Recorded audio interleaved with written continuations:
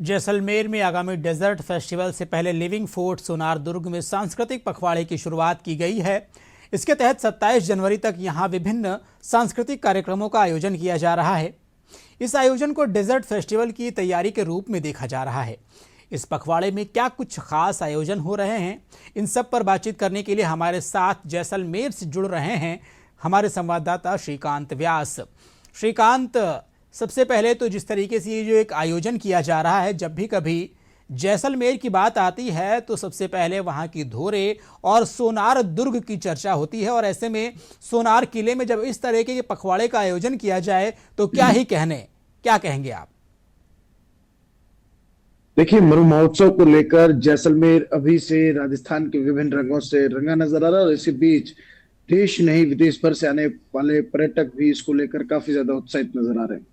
ये पहला मौका है जब डेजर्ट फेस्टिवल को प्रमोट करने के लिए सरकार, पर्यटन विभाग, जिला प्रशासन और तमाम जो स्टेक होल्डर्स है टूरिज्म से जुड़े, वो मिलकर एक साझा प्रयास कर रहे हैं और सांस्कृतिक पखवाड़े का जो है वो आयोजन किया जा रहा है। और आज जिस तरह से सांस्कृतिक पखवाड़े का विधिवत रूप से आगाज हो चुका है, 20 तारीख से लेकर 27 तारीख तक विभिन्न पर्यटन स्थलों पर विभिन्न तरह के सांस्कृतिक कार्यक्रमों के माध्यम से इस फेस्टिवल को प्रमोट किया जा रहा है। और सबसे खास बात यह है कि इनमें स्कूली बच्चों को जो है वो प्ले करवाए गए हैं। राजस्थान की जो कठपुतली कला है उसे बचाने का प्रयास किया जा रहा है। साथ ही साथ यहाँ की लोक कला, संस्कृति और संगीत के माध्यम से पर्यटकों को यहाँ आमंत्रित किया जा रहा है। आज सुबह हुए विधिवत शुभारंभ के साथ ही स्कूली बच्चों ने प्ले किया, और उस प्ले में जो है वो उन्होंने जिस तरह से महावीर चक्र विजेता मेजर शैतान सिंह के बारे में बताया, साथ ही साथ अहुआ के ठाकुर ने किस तरह से जो है वो अपनी प्रजा के लिए बलिदान दिया और किस तरह वो अंग्रेजों से लड़े। इन तमाम तरीके की आजादी की जो कहानियां थी उन्हें प्ले, गीत, संगीत और नृत्य के माध्यम से प्रस्तुत किया गया।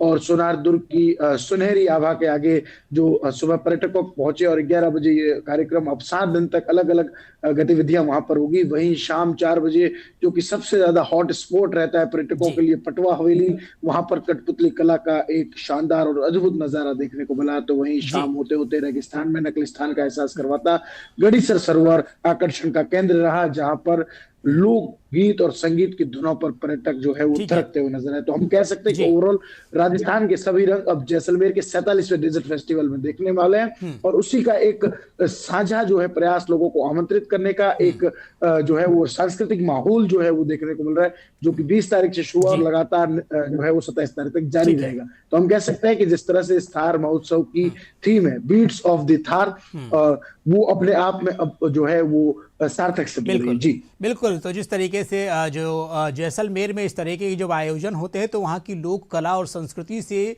जनता और पर्यटक जो होते हैं वो रूबरू होते हैं। कहीं ना कहीं ये इस दिशा में बेहतर कदम साबित हो रहा है। बहुत बहुत धन्यवाद व्यास जी हमसे जुड़ने के लिए और जानकारी देने के लिए।